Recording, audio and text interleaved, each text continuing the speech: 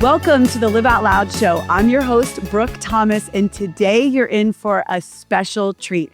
I've got a powerhouse entrepreneur with me, and you are going to love her story. She's going to have so many tips for you because this woman is brilliant, she's beautiful, and she happens to be one of my special Live Out Loud elite mastermind ladies. So welcome to the show, Kelsey. Thank you, Brooke. Thanks for having me. I'm so excited to be here with you. We were just together a couple days ago at the one-day live experience here, and you were just such a pillar in the room. I just love having my girls in the room that are a part of our community. But more importantly, I want our whole Live Out Loud podcast community all over the globe to know about you, your story. It's so powerful. I mean, our testimonies, our stories are what make us who we are. And you are a powerhouse businesswoman. We'll get into that too. But we all have a story behind why we do what we do. And I know that your story is going to touch seriously the globe today. So thank you for being here. Thank you. The pleasure is mine. I appreciate the invitation. Yes, of course. Okay, so let's just get right into it. You know, I like to go deep fast. So I know you're good with that. Yes. And I want to just get right down into your story. And I know one of the things that you say is that God got you sober and now he's making you wealthy. And he's doing that in all the ways. So what does true wealth mean to you today? I mean, that's a pretty strong statement. I want you to repeat that the way that you would say it, and then what wealth really means to you today. Yeah, so it's better to start where I thought the definition of wealth prior to finding God, prior to finding my faith in sobriety. So I always thought that wealth was worldly, everything on the outside, right? The way you look, what do you drive, who do you know, affluency, the external stuff. And that's what I attributed wealth to. That's what the world tells me wealth is. I got sober, thank you, through the grace of God. And through that transformation, I realized that the wealth is in the Word. The wealth is in the Word. And that internal change from the inside out ultimately then transformed the external. But what I'm taught in the world is if I get the outside looking good, then the inside will match. But once I tapped in and transformed the inside, the outside started to reciprocate. And, you know, ultimately, the ultimate wealth is a relationship with God, a relationship with Jesus Christ. I was only able to attribute that relationship to sobriety. When I decided to get sober, it was a divine intervention. I truly believe that God stepped in a way I can't even reciprocate. I mean, I can't even articulate it correctly, but it was a moment in time where God was ready to reconnect with me. I always felt like God was in my life. I always felt like I had a relationship, but when I decided to drink and attach myself to all the worldly wealth, that is when I disconnected myself voluntarily from God. God was always there, but I chose to disconnect. So the wealth that I now attribute is a spiritual wealth.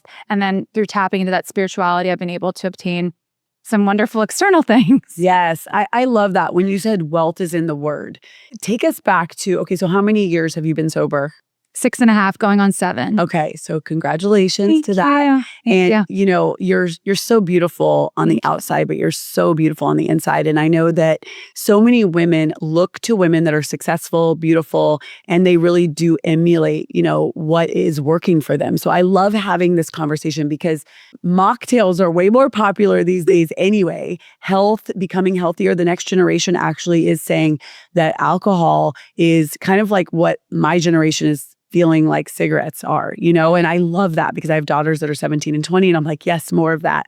And I just love having women that I can point my daughters to that are successful and beautiful, that point, you know, to Jesus, that also, you know, can explain their life before alcohol, after alcohol, because it is important. And, you know, I know that there's no judgment for anybody that does drink, but there are so many women that do silently suffer because of the choices that they make and because of the way alcohol makes them feel.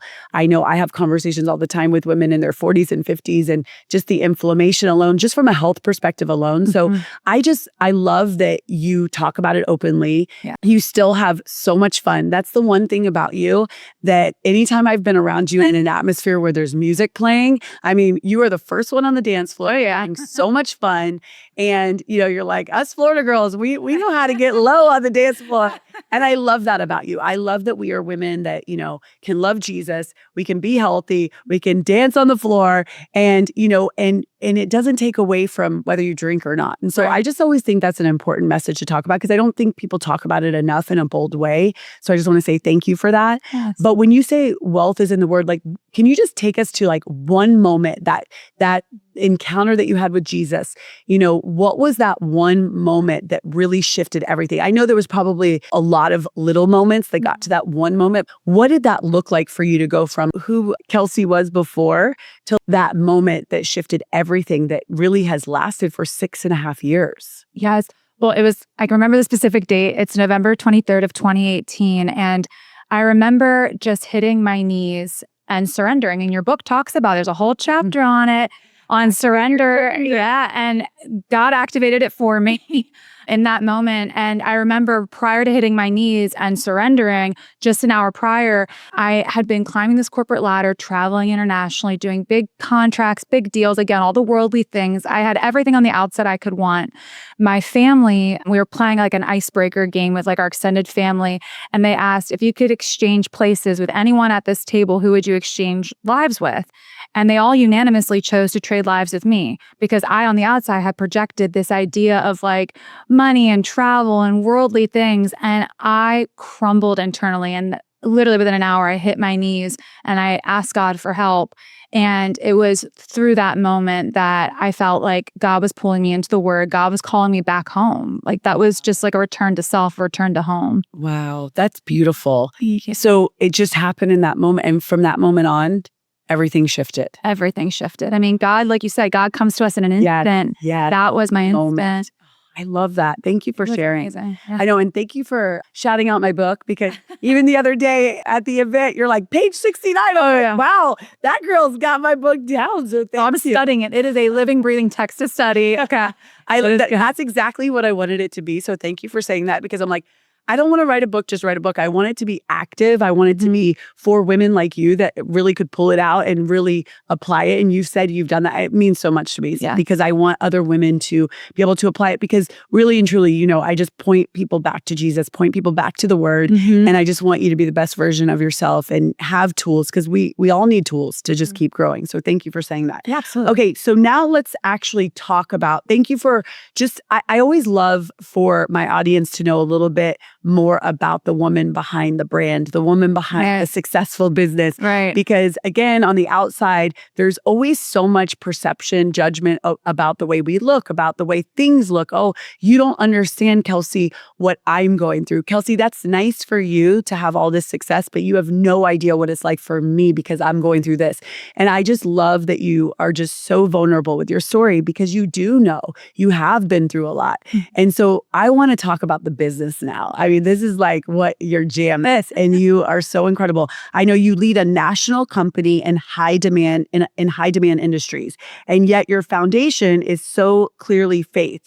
And so, first of all, I do want to get into your business, but how has your relationship with God shaped the way you do business? Because your business is doing really, really well. You are very successful. You are in high demand and your businesses are in high demand. I mean, it just blows me away when you talk to me about what you've created because you should be so proud of yourself. It's a really big deal what you've created. But I want to know first how your relationship with God shaped the way you do business. So it's only that relationship with God that I even have a business. I will tell you, before I got sober, I incorporated 5 companies that were all flops before this business came into conception. And essentially, what I heard from God on that moment of surrender was, sit with me. And I sat with God in the Word, praying, meditating for a year before this business was even incorporated.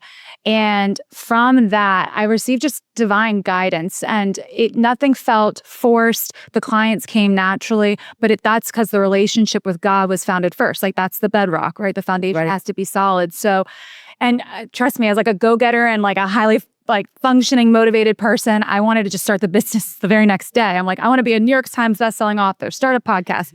I want to do all these things. And I'm like, I need to sit and get quiet and get right with God first. That's what I heard.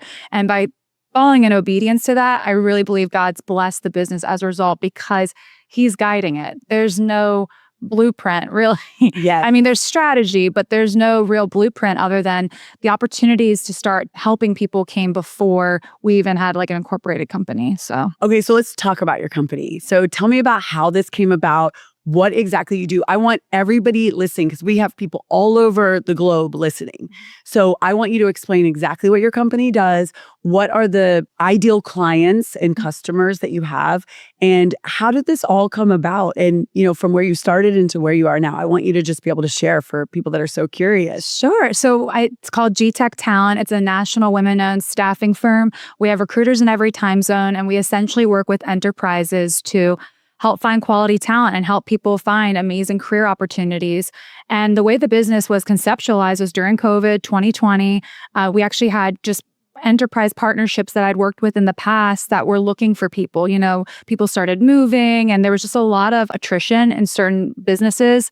At the time, it was specifically in telecommunications and building the network. And so that's where we started the business. We started staffing in telecom. We started building 4G LTE, 5G through labor. We supplied workforce, and the clients came to us just seeking resumes, needing help finding people to build their teams.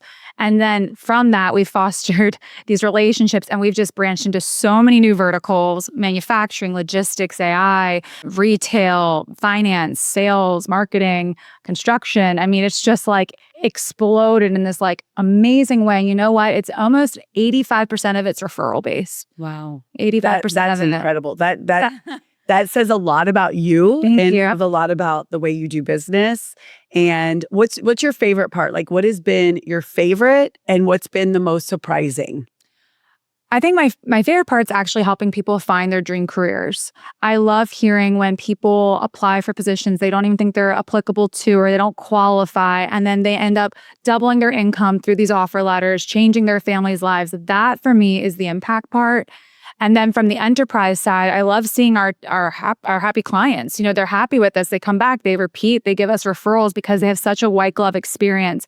I think in staffing, because I started my career as a recruiter, so I can confidently say this, a lot of staffing agencies, it's a numbers game. It's place the person, collect your placement fee, and you never check on the person you place, and you're on to the next company or open position.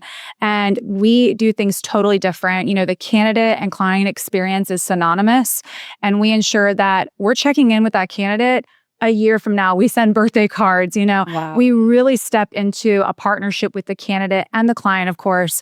And I think that's just what makes us different. That's our differentiator. Oh, yes. True white glove service. Because I don't even know if I've ever told you this. I really actually don't talk about this a lot, but my very first job out of college, I was a business major, but I was a recruiter. And because I was trying to get a job, and all of these recruiters kept saying, you should be a recruiter. And I'm like, a recruiter? I went to school for business. Right. And they're all like, yes, but your personality, like you definitely should be a recruiter. And I ended up being a recruiter for high-level IT jobs at a bank, at Bank of America in Charlotte. And I was like, I don't even know about IT. I just had to be a great matchmaker. And I was really good at like You're matching. super connected. Right? Yeah, Super connected. yeah, So it absolutely. makes so much sense. So if this doesn't work out for me, I might come ask for a job. Okay. Oh my. But seriously, it is a rewarding job though, a rewarding career. And Yes. the fact that the way you run your business and you're able to, what I love is that you designed this to do it the way you would do it, and you do it differently, because that is very different than anything that I've ever known in recruiting.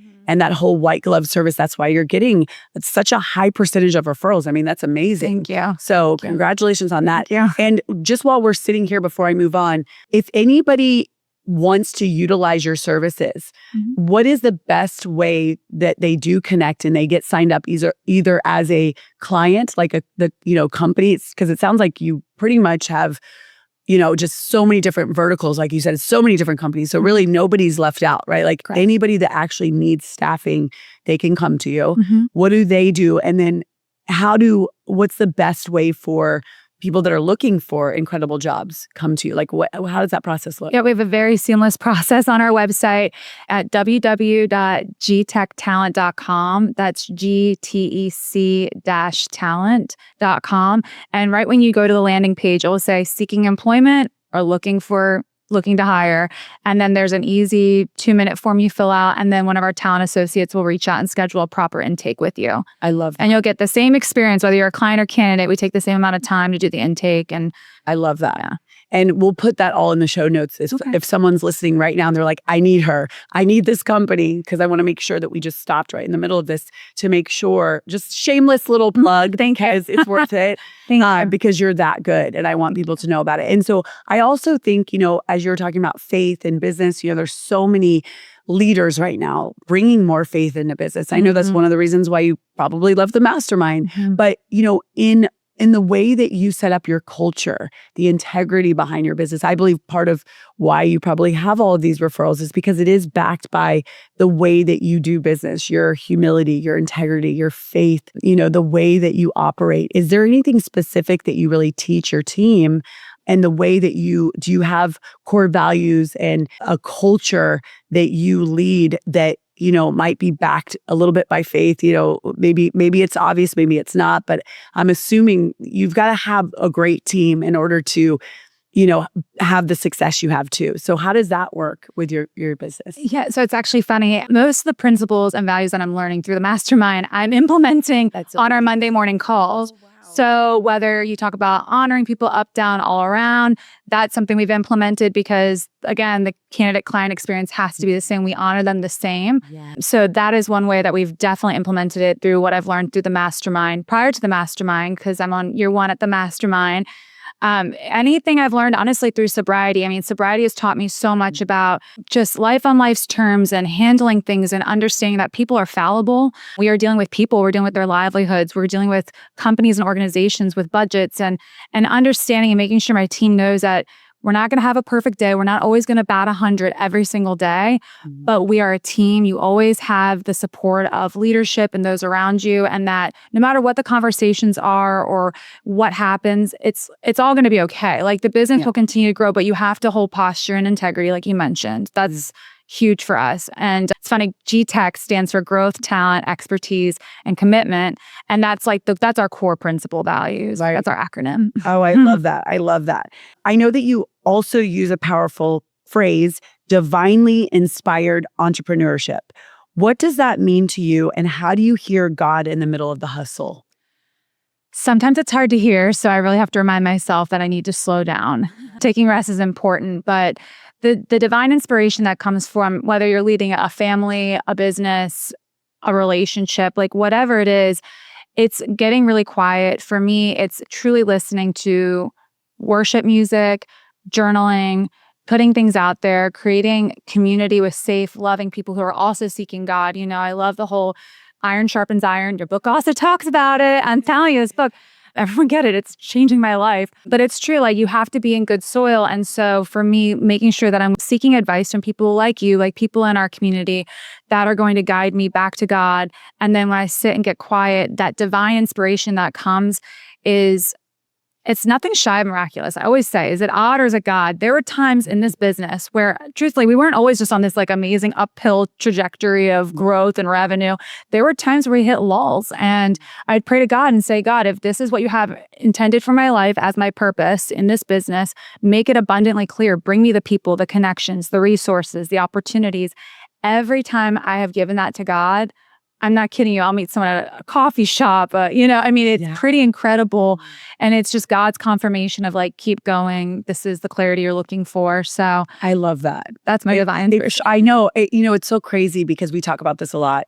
And I know it sounds simple. I know it sounds too good to be true. But every time I say, God, put my name on the hearts of the people I'm supposed to do life and business with, within 24 to 48 hours, I always get somebody that's like, I found you because God put your name on my heart, like saying those exact things. I'm like, really? Or like I had a woman in Canada say, I was in church. I didn't know who you were. And I kept hearing the name Brooke. And then somebody told me about you. And it was almost like God put you on my heart. And I'm like, God says in the Bible to ask for the things that we desire, and he wants to give them to us. And I believe when we are aligned with him and we want what he wants, he gives us, we ask for the things that he puts on our heart, and then he wants to show off. And so I love that. I love what's happening in your business. I love who you are as just a woman, a friend, everything that God's doing in and through you. It's just beautiful and it's so inspiring. And I want to also talk about burnout though, because burnout is real for high capacity women. I mean, we are high capacity, high performers. We go, go, go. I don't think we actually are comfortable in any other way. In some ways, it's hard to rest. But what was your personal journey from burnout to breakthrough? And what warning signs would you tell women to look out for? Because I also know that we are meant to rest in our work. We are meant to have time to process downtime, because that's where the breakthrough happens. So talk to us about that. What did you learn? What happened? What's going on now? And what kind of advice can you give those high capacity, high performing ladies that are listening? Yes. And if you are, hi, I'm right here with you. So, it's interesting. I really thought self-reliance was the thing that was going to carry me through every endeavor, every challenge. And it got me only so far, right? Self-reliance really helped me climb the corporate ladder in my active alcoholism, truthfully. And then there I hit that point where I had to become God-reliant. And what does God-reliant look like for me now and in times of burnout and slowing down? And setting healthy boundaries is something I'm still working on, but it has been a game changer. There's so much I want to do. There's so much I'm called to do. Sometimes I get these big bursts of like supernatural energy and I would say yes to everything on Monday. And by Friday, I'm like, why did I commit to that? And my list of to-do things is just so long. And so saying no more often to things that really, truly don't align. And the only way I can discern if it does or does not align with my calling, my purpose, my maximum servitude is by slowing down and asking God, do you want me to go to this social event, this gala? Is this going to drain me or is this going to replenish me? Is this going to help someone or is this going to hurt someone, because I'm not showing up as my best self. And so I've had to really sit and ask God for that discernment because I'm so quick to say yes. I live in Palm Beach. There's a gala everywhere you turn, a trunk show, an opening, a dinner party. And my social calendar at one point was so inundated and I really had to ask, God, is this really going to take me a step further towards my purpose and my goals? Or is this just to fill my ego and my self-reliance and to prove something against that outside worldly show? And so if you're facing burnout right now, my strongest suggestion is setting healthy boundaries and practice saying no to the things that truly don't align. Yeah. I really had to start saying no to ladies who lunch. There's a lot of that around here. And I couldn't do it. Yes. We are ladies that love to lunch, but if we're building and creating businesses, legacy, and we really do love to skill up and learn. I love women that like to go deep fast. I love women that love to have deep conversations, high level conversations. And you're one of those women in my life where I can send you a really deep podcast or some books, and I know you're going to devour them. You're going to listen to them. And I just love that about you. Have you always been like that where you always want to learn and grow and skill up? Or has that just been, in the last few years because it fuels you? I mean, because a lot of women, the reason why I'm asking is a lot of women think they're not like that, or they like to say, oh, I don't like numbers, or I don't like to read, or I don't like to learn that. And then it's just they haven't given themselves an opportunity to do it in a way that actually aligns with what they're called to do. Have you always been like that, or did it shift when you became more in alignment with who God created you to be?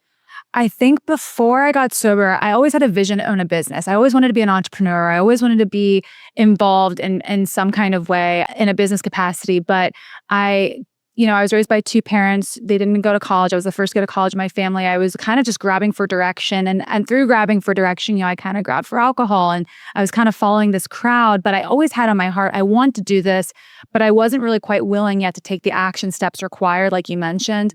And as an example, I had no financial principles before I got sober and I was making all this money, but I had nothing to show for it because I didn't know how to invest properly. So, one of the things I've learned since getting sober is sitting down and learning financial principles, investing, calling on mentors through the elite mastermind group and asking for, good orderly direction in certain areas of my life. But that willingness to learn and grow it started more so in sobriety, but the calling on my heart to have something was there. I mean, thank God though I got sober, because I would still probably be sitting on a bar stool like, I want to build that business one day, And finally, gave you more clarity. Yeah.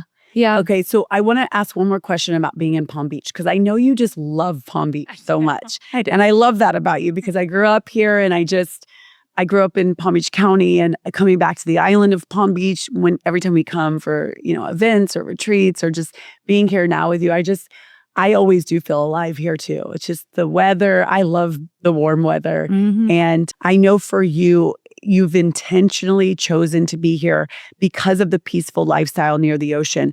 How has cultivating beauty and rhythm in your personal life helped you grow spiritually in your business too? I know we kind of just talked about, how important it is to, do the things that you're called to, not overcommit. But, we've talked a lot about lifestyle and just choosing environments that fuel you.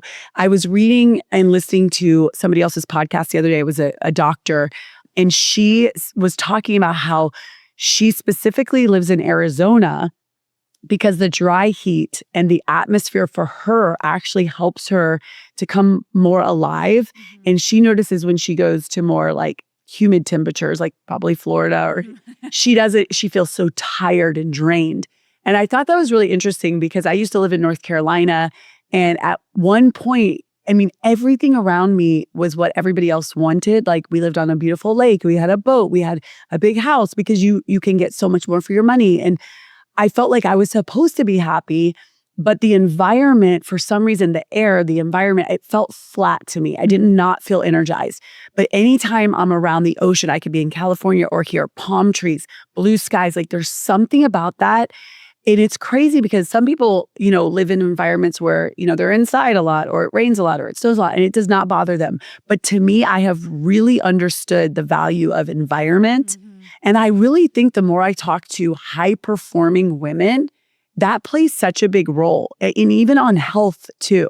And I notice, like, in even being tired or not tired. So can you speak to that a little bit? Because we've talked about, you are such a Florida girl. I can't even imagine you not living anywhere else. But I've talked to you sometimes where you're like, I just got out of the ocean, or, the salt. And, not everybody feels that way. But I want you to describe it, because some women right now are thinking about making a move and making a change. And I am a big fan of like changing your environment and making that move, because if you don't do it now, you will always stay in the same place, and you're always going to wonder, and then it's going to be too late. Yes. And so I want you to speak to her, because I'm always wanting to encourage women to change up their environment if they can. Absolutely. Okay. So this is for you, because I totally, if you're feeling like inundated by fear, I completely understand. 3 years ago, I was living in Maryland. I was in a long-term relationship. I just bought this beautiful house. Market was great. And I was so appreciative. I got a puppy. Everything was so good, right? Check, like you mentioned, just all the things that you think people would want for their lives.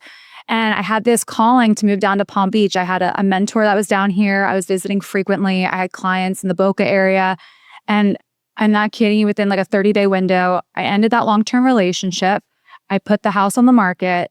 I packed my car with what would fit. I donated all the furniture, and I just came to Florida. And it was just this immediate calling, but this strong conviction of obedience that I followed to get down here.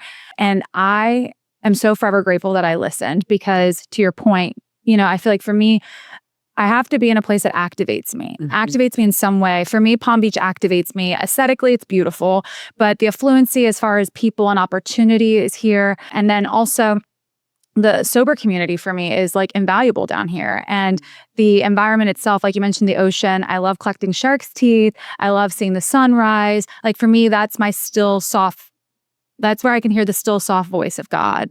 And that's like my secret place. Yeah. And that's where I can go. But for anyone that's considering making a big move in your life, please be fearless and bold. God has got you. There's a reason why you're being called on your heart for it. And I'm forever grateful I listened. And truthfully, the minute I got down here, my business just 10x'd.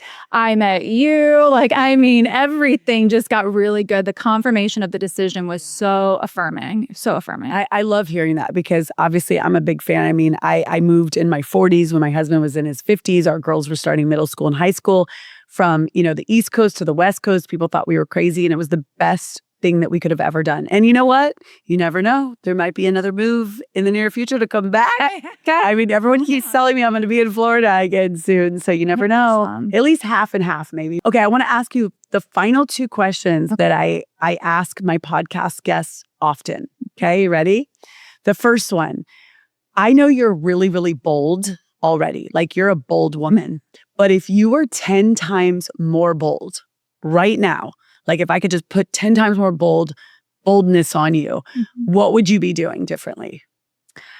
From a business perspective, I would launch a sober bar of some kind down here in Palm Beach. I would create an environment for people that are sober but want to get dressed up and go out and have fun. That'd be my very next bold action in business. And then from an internal emotional perspective, I would, this is good. I'm on a spot here. I think, the next big bold action for me would be to start saying yes to my relationship with the man that I'm seeing more and really pour into that relationship from a fearless perspective. I can be really bold in business. I can be really exciting when it comes to those things, but certain relational vulnerabilities still frighten me a little bit. So I think that's an area that I could really step more boldly into. Okay, well, when we have you back for part 2, we'll see what's going on there. I love that. That's a guy. And hey, by the way, too, I do think that like an all sober bar, mocktail only, like, I think it's coming. Like, I would love for you to be the first one to do that in Palm Beach. And I actually think that's going to be, because that is so needed, just a place where it's just amazing. And there's no alcohol or cigarettes but it's just like the music is good. Yes. The conversations are amazing. I know for us in our, masterminds in Queen's Table, we used to serve alcohol just because, for social, just, I never wanted to, tell people what they could and couldn't do. And just, we're always doing it at high-end hotels and restaurants. And we always had alcohol. And, the last 2 years, I stopped that on purpose because I found that I am responsible for women and their conversations. I am creating a space for women to come together to exchange conversation and exchange, their personal brands and exchange who they are.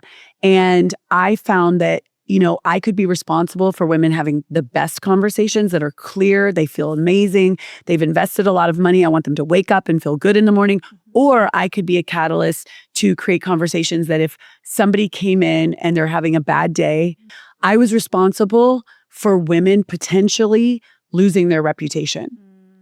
And I did not want that to happen because sometimes when we do have one too many, or we're in a situation where we're just nervous, and alcohol could cause somebody to just ruin their reputation by saying something they wouldn't have said, right? Not being as clear. And then another woman could write them off. And that could have been the best business partnership. Right. And so again, no judgment on anybody that's drinking. This is not about that, Absolutely. But it is about when you're in a leadership role and you have the responsibility to choose, and you make that other choice. I mean, I have seen such a massive difference and it's been incredible. So again, I am the one telling you, yes, make that happen. Because I've had more women say, thank you for creating an environment that's still fun, but where everyone's having a conversation, you feel good. And then they go home at a certain time, they wake up early and they feel great. And so I'm a big fan of that. Okay. Thank you. Last question, very last question. Do you have a question for me?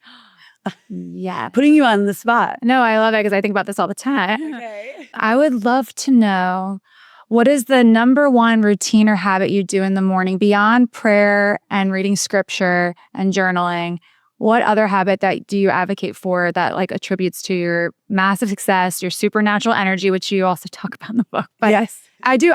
Sometimes I'm like, how does she do it all? So I'd love to hear like that morning routine. Yes, that's easy. Okay, so you already said the prayer, the worship, that's a given. Pray before I even get out of bed, all of that. But the number one thing I have to do is move my body. So I go work out. I mean, that's just an easy one. I have Every to morning. work out. Well, I will say I used to do like about 5 to 6 days a week. Oh. Sometimes if I'm traveling, If I need more rest, I'll do a like power walk, and I'll do like push-ups. But I always have to do something to get my body moving, especially as I'm getting older in my late 40s, because I can feel it in my body if I don't. And so always move. And then the other thing that I've added to my habit stack with, fitness is we ended up getting a sauna in our backyard. We have a cold plunge and a sauna. My husband cold plunges almost every day. I hate being cold, and I have given myself permission not to cold plunge. But the sauna, sometimes I'll get up at like 4:35 in the morning and turn it on then, and I'll actually sauna before I work out or right after I work out. It has been a game changer. It really helps my, just nervous system calm down. And so I would just say those are two things. I mean, moving my body, working out, or sauna and walking, like I've got to move and get that energy out, or I get like so uptight. Oh, it's good. That's it. All right, a sauna. Yes. Yeah. So thank you so much for that question. I hope that helps somebody, but I know you have great habits too. And I'm so excited for, I always say I want my people to know my people, and I've gotten to know you, and it's been so amazing. And you're such a pillar in this mastermind. And I'm just so thankful for you.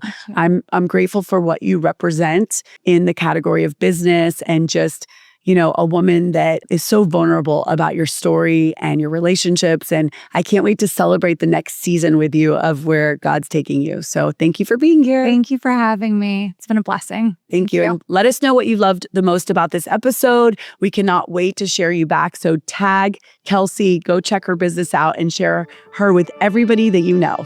Thank you so much for listening to today's episode. Before you go, I have something really special for you. My brand new book, Activate Your Impact, A Guide to Living Out Loud in Business, Life, and Faith, is officially an international bestseller, and I want you to get your hands on it.